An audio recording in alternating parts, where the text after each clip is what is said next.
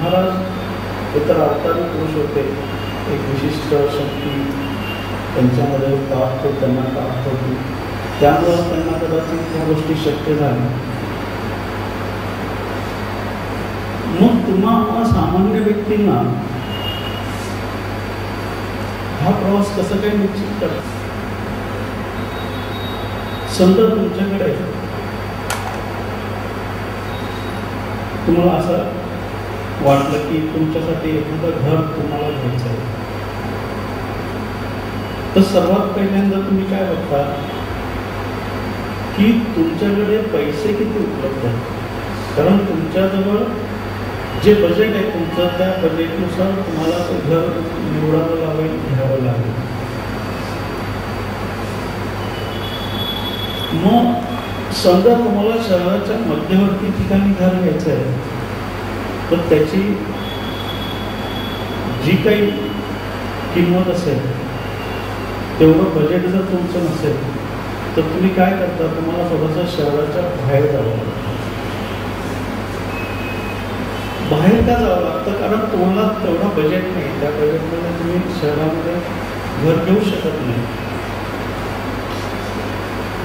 मग बाहेर पण निवडण्यासाठी 10 घरं असतील तर त्याच्यामध्ये कमी जास्त किमतीत तुमच्या बजेटप्रमाणे जे सोयीस्कर आहे तसं तुम्हाला निवडावं लागतं. पण असं समजून चला की तुमच्याकडे मर्यादित संपत्ती आहे, तर त्याच्यावर तुम्ही पाहिजे तिथं तुम्ही घेऊ शकता. मग पाहिजे तिथं का घेऊ शकता? कारण तुमच्याकडे मुबलक संपत्ती आहे, त्यामुळे हा बजेटचा विचार तुम्हाला करायचाच नाही. तुम्ही पाहिजे तिथं शहरामध्ये मध्यवर्ती ठिकाणी पाहिजे तसं जागा घेऊन बांधू शकाल, किंवा जसं पाहिजे तसं तुम्ही त्याच्यात बदल करू शकता, तुमच्या आवडीप्रमाणे तुम्ही घेऊ शकता. मग ही बाह्य जगातली गोष्ट झाली. तसं तुमच्या आंतरिक जगामध्ये पण एक संपत्ती तुम्हाला मिळत असते, ज्याद्वारे तुम्ही ठरवू शकता की तुम्हाला कुठल्या घरात जन्म घ्यायचा आहे. कारण ती जी आंतरिक संपत्ती असते, ती जी आंतरिक शक्ती असते, त्याद्वारे तुम्ही तुमचा जीवनाचा प्रवास निर्धारित करू शकता. तुमच्या मर्जीने तुम्ही जन्म घेऊ शकता, तुमच्या मर्जीने तुमच्या जीवनाचा प्रवास तुम्ही चालवू शकता, आणि तुमच्या मर्जीने तुमच्या देहातनं तुम्ही अस्तित्वात होऊ शकता. मग हा सगळा ह्याच्यामध्ये ही जी तुमच्या हातात ही लेखणी येते, ही लेखणी येण्यासाठी या साधनेच्या प्रक्रियेतून जाणं खूप गरजेचं आहे. मग याच्यामध्ये आणखी एक गोष्ट आहे दुसरी, की चला आपण असं समजूया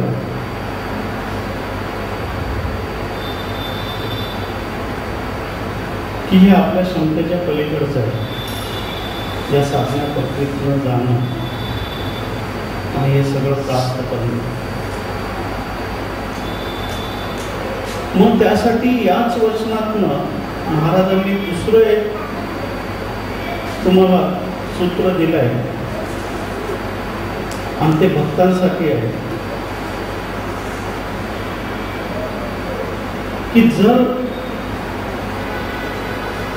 तुमची लेखणी तुमच्या हातात नाही आहे,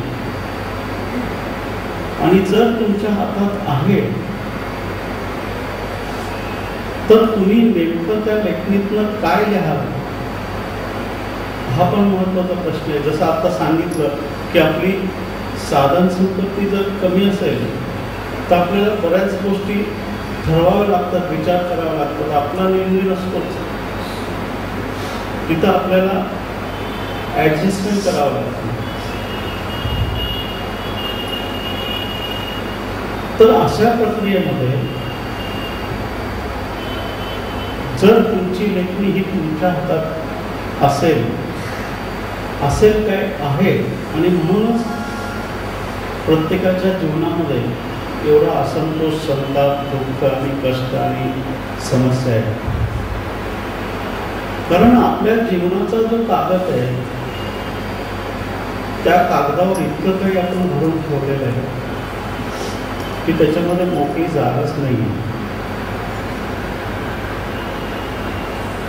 आणि समजा मी मूर्ख असेल, मी जर अज्ञानी असेल, तर मी जे काही करेल ते माझ्या अज्ञानातच नाही का बाहेर पडणार. मी स्वतः जर विशिष्ट असेल तर मी जे काही लिहेल त्यातून माझी विशिष्टताच नाही का प्रकट होणार. मीच मुळात जर चुकीचं असेल तर मी जे काही करेल ते योग्य आणि बरोबर कसं असू शकेल. मी त्यातनं सुद्धा चुका करत जाईल, कारण मुळात मीच चुकीचं आहे. मग असं असेल तर त्याला उपाय काय? एक तर ध्यानाच्या साधनेच्या प्रक्रियेतून आधी जे लिहिलंय तुम्ही ते सगळं तुम्हाला पुसावं लागेल. त्याच्यानंतर जो कोरा कागद आहे त्यातनं काहीतरी लिहिता येईल. पण सगळ्यात सोपा मार्ग ह्याच्यात असा आहे की ते पुसण्याची पण कष्ट नको आणि त्यात नवीन काही लिहिण्याचा पण धोका नको. कारण जे मी काही लिहीन ते योग्य असेल याची खात्रीच नाही, कारण मी मुळात योग्य नाही आहे. मीच अंधारात चाचपडतोय, मीच ठेचकाळतोय, मलाच योग्य मार्ग माहीत नाही आहे. तर मग जो काही मी शोध घेईन तो पण त्याच पद्धतीने घेईन. एखादा आंधळा माणूस असेल, त्याला जर ठराविक दिशेतनं एका घरातनं बाहेर एका दिशेला एका निश्चित ठिकाणी जायचं असेल तर त्याच्यासाठी खूप मोठी समस्या आहे. तो काठी घेऊन चालेल, त्याला अंदाज नाही येणार कुठल्या दिशेने तो जातोय, उत्तर आहे, पूर्व आहे, पश्चिम आहे. आणि जिथं कुठं तो जातोय ते बरोबर आहे याचं पण त्याच्या खात्री नाही. मग महाराज म्हणतात आपल्या भक्तांना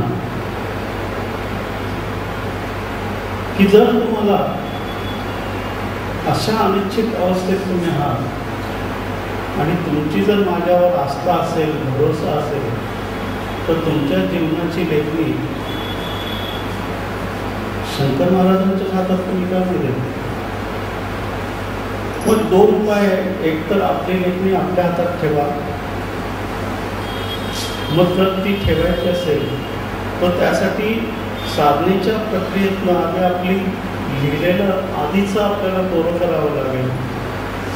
त्यातनं तुम्हाला एका ठराविक उंचीपर्यंत पोहोचावं लागेल. तिथनं जे काही निर्माण होईल तुमच्या लेखणीतनं ते उत्तम आणि श्रेष्ठ असेल. नाहीतर मग एकच उपाय आहे की ज्याच्या जीवनाची लेखणी ज्याच्या स्वतःच्या हातामध्ये तो घेऊन आवडतोय, आपल्या जीवनाची लेखणी पण आपण त्याच्याच हातात व्हावले का नाही करावं. मग इथं दोन प्रकार आहे. एक साधकाचा आहे जो स्वतःची लेखणी स्वतःच्या हातात ठेवू शकतो. दुसरा प्रकार भक्तांचा आहे की जो स्वतःची लेखणी महाराजांच्या हवाले करतो. पण तिथं आता दुसरी समस्या निर्माण होते. एक तर ज्या वेळेला तुम्ही स्वतःची लेखणी शंकर महाराजांच्या हातात देता त्यावेळेला त्यांच्यावर किती श्रद्धा आस्था तुमची आहे हे खूप महत्वाचं आहे. तुमचं समर्पण परिपूर्ण असेल तरच तुमच्या जीवनात काही बदल होऊ शकतील. त्यासाठी एकतर ही सोपी गोष्ट नाहीये की आपली लेखणी आपण शंकर महाराजांच्या हवाले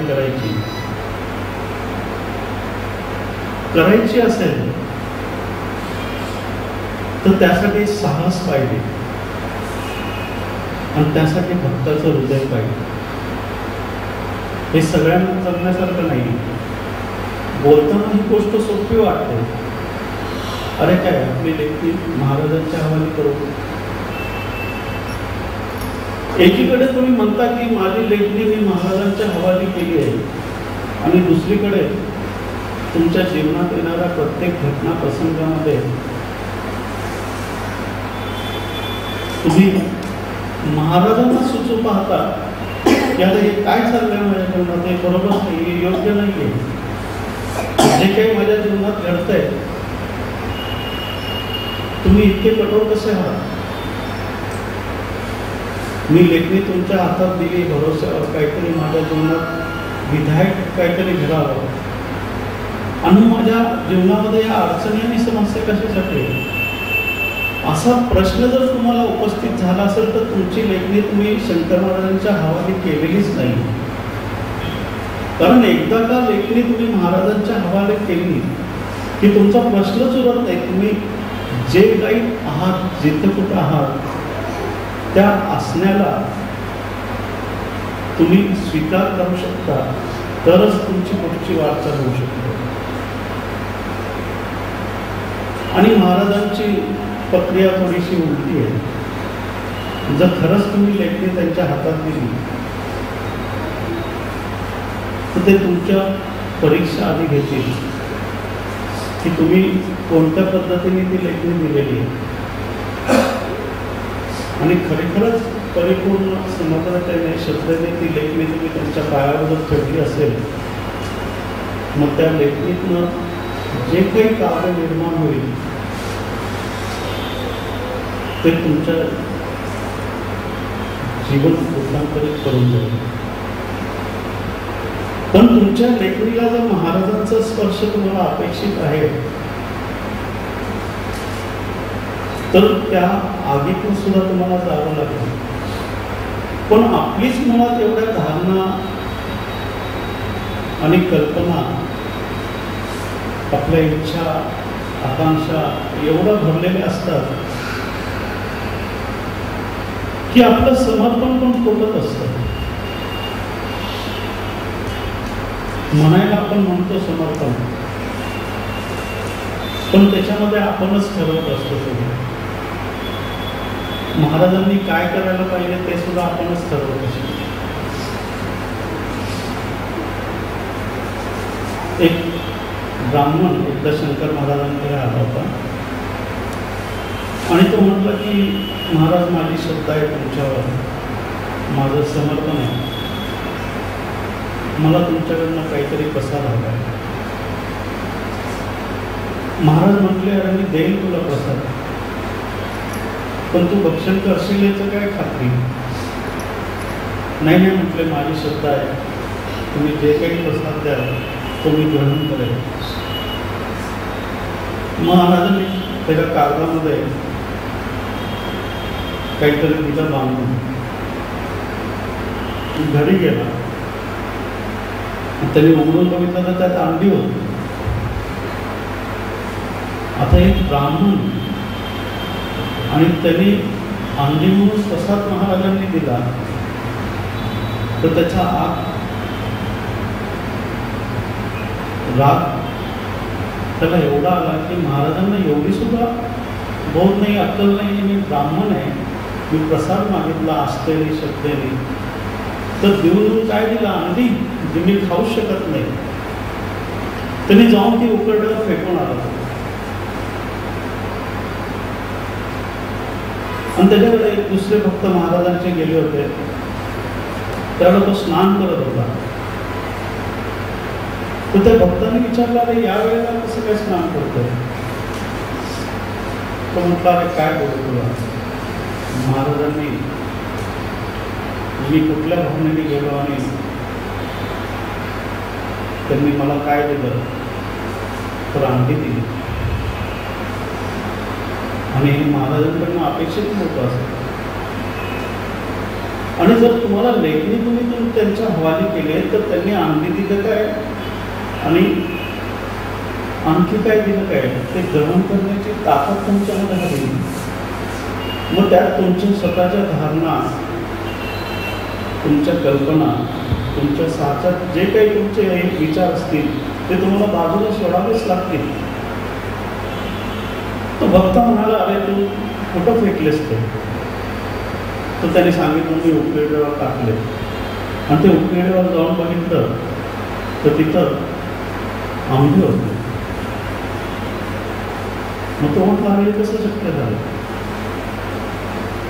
देतानाच आंबे दिले गेले होते, पण महाराजांनी बोलताना अशा काही पद्धतीने त्याशी बोलले होते की त्यांना उघडलं ते कागद, त्याला त्यात आंबीच दिसली. आपण जो विचार करतो, ज्या धारणेमध्ये आपण वावरत असतो, ज्या दृष्टिकोनातून आपण बघत असतो, तसंच आपल्याला जग दिसायला लागतं. आणि समर्पण याचा अर्थ काय की तुमच्या धारणा, तुमचे विचार, तुम्ही सगळं काही तिथं सोपवता. तुम्ही स्वतः काही ठरवतच नाही. तुम्ही लेखणी देता कशासाठी? कारण माहिती आहे की माझ्या हातातनं काही होणार नाही आहे. तर ज्यांनी आपलं जीवन घडवलंय, बनवलंय, त्यांच्या हातात घेऊन बघूया. आणि जर ते सहज असेल तुमच्यामध्ये, एखादं शिल्पकार ज्यावेळेला एखादं शिल्प निर्माण करतो तर त्या पाषाणाला, दगडाला तो चैनी हातोडीने घाव देत असतो. त्या जखमेतनं त्या घाव सोसून सोसून त्या शिल्पामधनं एक मूर्ती प्रकट होती किंवा एक देवत्व प्रकट होतं. पण त्याआधी त्यांनी खूप घाव सोसलेले असतात. तुम्हाला ती मूर्ती प्रकट व्हावी अशी इच्छा आहे, पण ते घाव सोसण्याची तुमची तयारी नाही आहे. आणि ते नसेल तर ती लेखणी तुम्ही त्यांच्या हवाले करण्याच्या भागीदारीत करू नका. मुळात ती लेखणी जर त्यांच्या हवाले करायची असेल तर त्याची पहिली शर्त ही आहे की त्यांच्याबद्दल एक प्रेम हे नातं तुमच्यामध्ये आधी जन्माला यायला पाहिजे. कारण जर प्रेमाचा सेतूच नसेल तर हे शक्यच होणार नाही.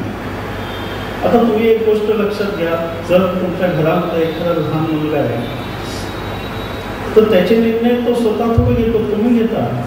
कुठल्या शाळेत त्याला ॲडमिशन घ्यायची आहे, कुठली शाळा योग्य असेल, कुठलं ट्युशन त्याच्यासाठी योग्य असेल, त्या स्वतःला त्या मुलाला काहीच माहीत नाही त्याच्यासाठी कुठली शाळा योग्य आणि कुठली अयोग्य. पण पालक म्हणून आणि वयाने मोठे म्हणून, अनुभवी म्हणून तुम्ही जे काही ज्ञान तुम्ही गोळा केलेलं असतं त्याच्या आधारे तुम्ही त्या मुलाला पण त्याच्या चांगल्यासाठी, भल्यासाठी म्हणून काही निर्णय घेत असतात. मग ह्याच्यामध्ये बऱ्याच वेळा असं होतं की तुम्ही चांगल्यासाठी काही करायला जाता आणि त्याच्यामध्ये काहीतरी नुकसान होऊन जातं. मग त्यावेळेला तुम्ही म्हणता, अरे आपला निर्णय चुकला, असं आपण करायला नको. पण ज्या वेळेला तुम्ही महाराजांच्या हाती लेखणी सोपवता तिथे निर्णय चुकण्याचा, बदलण्याचा किंवा ठरवण्याचा काहीच हक्क तुमच्यात राहत नाही. कारण तिथं तुम्हाला निर्णयच करायचा नाही. जर तुमची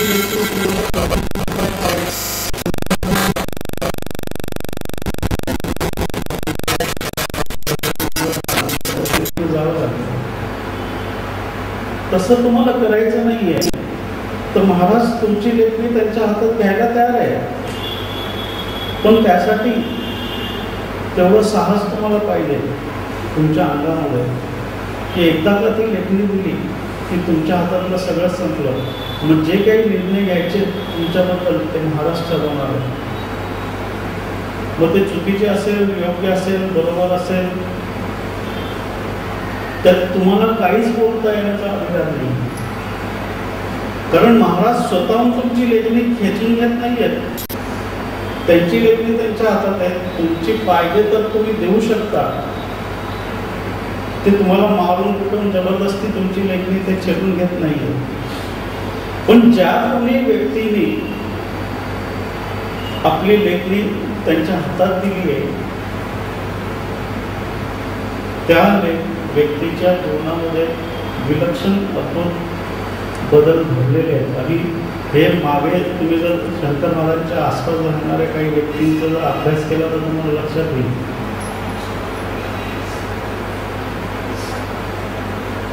मग त्यासाठी लेखणी द्यायची का नाही हे तुम्ही ठरवायचं आहे. तर इथं शंकर महाराज म्हणतात की लेखणी माझ्या हातात. तर त्यात दोन अर्थ आहे. एक तर त्यांची स्वतःची लेखणी जीवनाची त्यांच्या हातात आहे. ते म्हणतात की तुम्ही सुद्धा असं घडा, असं बना की तुमची लेखणी तुमच्या हातात आहे. आणि तसं जर तुम्हाला शक्य नाही तर मग अशा व्यक्तीच्या हातात लेखणी द्या ज्यांच्या जीवनाची लेखणी ज्यांनी आपल्या हातात घेतली आहे आणि त्यात घडवल्या. मी सुरुवातीला सांगितलं होतं 10 गोष्टी. एक शंकर महाराजांची गोष्ट, वचनं ही 20 वचन आहे. दुसरं मी सांगितलं होतं की शंकर महाराजांची वचनं ही सूत्र रूपात आहेत, कमीत कमी शब्दात सांगितली. तिसरं मी सांगितलं होतं की त्यांचे विचार नीट जर आत्मसात केले तर बाह्य आणि आंतरिक विकासासाठी ते तुम्हाला सहयोगी ठरतील. चौथं मी सांगितलं होतं की जे वास्तविक धर्म आहे त्याचं ज्ञान